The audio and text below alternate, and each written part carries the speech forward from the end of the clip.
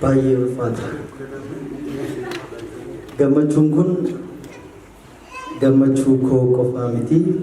Jalqaba irratti adda duree irratti kakaasuu barbaadu abbaa aartii yookaan abbaa weellistoota aartistoota Oromoo Dr. Alii Birraa sirriitti naa kabajan. Akka aadaatti akka hawwataatti immoo aartist Ilfinesh Qannoo sirriitti naa kabajan. Galanni keessan hin badini.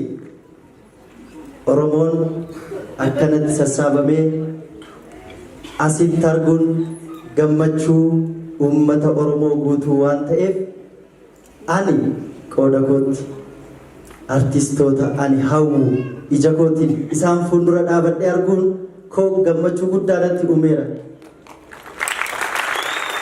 Kanaan kan dhageesse kan baay'ee jaaladhu haadha koo. Abbaa koo amma na bira jirre garuu kan baay'ee galateeffadhu. Weellisaa na godhe weellisaadha innis ofiif jechuudha. Cimaadhaan jaalladha abbaa koo. Rabbii rahmataa godhuufi. Ani turtii gabaabaa si wajjin godha. Si wajjin taphadha. Isin fuulduratti sirbuu kootiin gammachuu guddaan qabaa. Qeerroo weellistoota jajjabaa Oromoo galatoomaa kun keessani keenya wajjin hojjenna. Isin jaalladha isin kabaja. Hayyee itti hafuufnu.